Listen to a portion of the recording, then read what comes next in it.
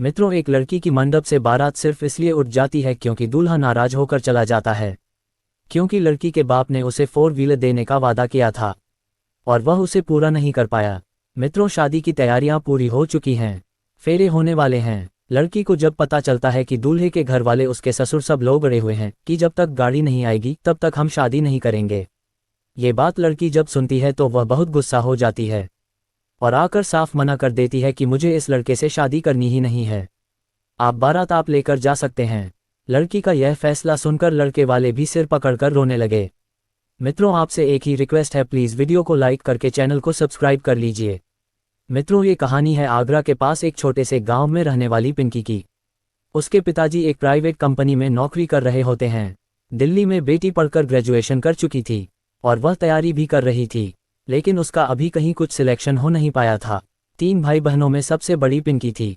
उसके पिता को लगा कि अब शादी कर देना चाहिए। पिता आगरा में ही एक कंपनी में काम कर रहे होते हैं। प्राइवेट कंपनी होने की वजह से 20-25 हज़ार रुपये मिलते थे। उन्हें रिलेशन में एक लड़का मिल जाता है, वहीं पर रिलेशन निकल आता है। वह लड़का आगरा में ही सरकारी अध्यापक, गवर्नमेंट टीचर बन जाता है। दोनों तो एक ही कास्ट के होते हैं। तब रिश्तेदार कहते हैं कि बात कर लीजिए, आपकी लड़की भी पढ़ लिख रही है, रिश्ता हो जाए तो अच्छा है। तब वह आदमी कहता है कि लड़का सरकारी टीचर है, कहाँ हम इतना दहेज दे पाएंगे। फिर भी लड़के के रिश्तेदार होते हैं। एक बार लड़की लड़के को दिखाते हैं। लड़की लड़के एक दूसरे को देखते हैं, दोनों एक दूसरे को पसंद कर लेते हैं। लड़का बोलता है कि लड़की मुझे पसंद है। लड़का बोलता है कोई बात नहीं है, जितना आपसे हो सकेगा दे देना। लेकिन लड़के के माता पिता कहते हैं कि गांव में सब लोग जानते हैं कि लड़का सरकारी मास्टर बन चुका है। उनकी डिमांड थी 4 व्हीलर, 5 लाख नकद और जो भी टीवी, फ्रिज जो और सारी चीजें होती हैं। लड़की के पिता बोले कि ठीक है, क्योंकि लड़की के एक मामा गवर्नमेंट जॉब में थे और एक मामा बिजनेसमैन थे। लड़की के मामा बोलते हैं कि हम अपनी भांजी की शादी अच्छे से करेंगे, आप टेंशन मत करो।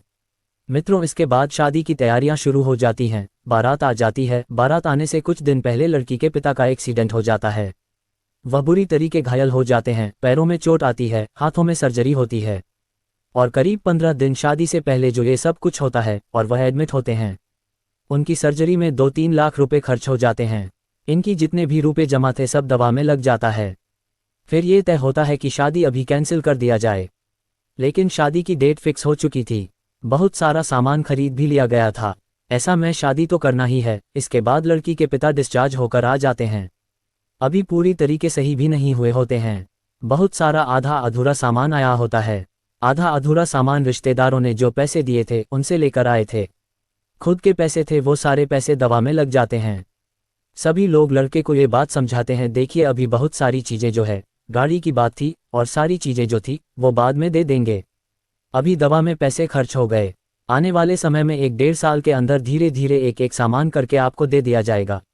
अभी छोटे मोटे जो घरेलू सामान है वह आपको दे दिए जा रहे हैं, बाकी आप दोनों खुश रहिए। लेकिन जिस दिन बारात आती है उसके पहले दिन तो सब मान जाते हैं, लेकिन जिस दिन बारात आ जाती है, फेरों की बात आती है, लड़के के भाई और बाप ये सब इस बात पर अड़ जाते हैं कि जब तक गाड़ी नहीं आएगी, जब तक पूरा सामान नहीं आएगा, टीवी नहीं आएगी, तब तक शादी नहीं होगी। मित्रों, ये सब सुनकर लड़की उदास हो जाती है, क्योंकि एक तरफ तो पिता जो है बेड पर पड़े हुए हैं, एक तरफ फेरे लेने की बात चल रही है और दूसरी तरफ घर भी कंगाल हो चुका। उधर लड़का दहेज की वजह से शादी करने से इनकार कर दे रहा है। तभी लड़की बाहर आती है और बोलती है कि अब मैं इस लालची लड़के के साथ शादी नहीं करूंगी, और तुरंत पुलिस को फ़ोन कर देती है। पुलिस आती है, उसके बाद समझौता करने की कोशिश करते हैं। लड़का चाहता है कि किसी तरीके से शादी हो जाए, लेकिन लड़के के घर वाले नहीं मानते हैं। बाद में फिर लड़की मना कर देती है कि मैं इस लालची लड़के से शादी नहीं करूंगी। इसके बाद बारात वापस चली जाती है। घर में बहुत ही उदासी का माहौल हो जाता है। सब दुखी होते हैं कि शादी हो गई होती तो अच्छी थी, लेकिन पिंकी ने भी यह ठान लिया था कि कोई बात नहीं है।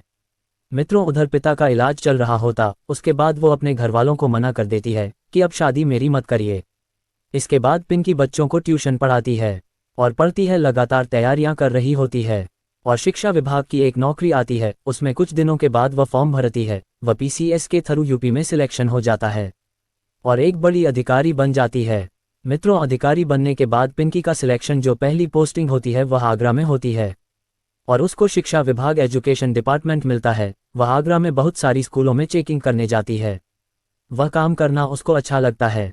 एजुकेशन डिपार्टमेंट से जुड़ी ही थी कि एक दिन वह चेकिंग करने एक स्कूल में जाती है। वह उस स्कूल के इंचार्ज को बुलाती है। जो इंचार्ज थे वो आते हैं। देखकर वो चौंक जाते हैं। यह कोई और नहीं थे जिन भाई साहब ने शादी से इनकार किया था, यह वही थे जिन्होंने पिंकी से मना कर दिया। आज वही पिंकी पीसीएस अधिकारी बनकर उस स्कूल की जांच करने गई थी। वह देखती है तो वो बात करने की कोशिश करते हैं। ये बोलती है, हाँ मैं वही हूँ जिससे तुम लोग तुम्हारे घर वालों ने मंडप से बारात लेकर चले गए थे। दहेज की वजह से वह मास्टर सॉरी बोलता है और कहता है कि मैं तो चाहता था, अगर तुम चाहते तो तुम शादी कर लेते, लेकिन तुम अपने घर वालों के जिद में आ गए थे। इसके बाद पिंकी कहती है, तुम रजिस्टर लेकर आओ। जिससे 3 साल पहले रिश्ता टूटा था, एक दूसरे से दूर हो गए थे। पिंकी की भी कहीं और शादी हो गई थी, लेकिन वो पिंकी एक अधिकारी बनके उसी स्कूल में जाती है। उसके बाद बहुत सारी खामियां मिलती है। कंस्ट्रक्शन का काम, इसमें उसमें वो बहुत सारा जो पैसे थे, अनियमितता थी, बहुत सारी चीजें थी, रेगुलेशन के अगेंस्ट में थी, और उनको ये मैडम जो है सस्पेंड कर देती हैं। वह मास्टर बहुत हाथ पैर जोड़ते हैं कि माफ़ कर दो। मित्रों, ठेकेदार ने गलती कर दिया, वो यहाँ पैसा, लेकिन करप्शन का चार्ज इनको ऊपर लगाकर वो मैडम इनको नौकरी से बर्खास्त करने का लेटर जो है शासन को भेज देती हैं।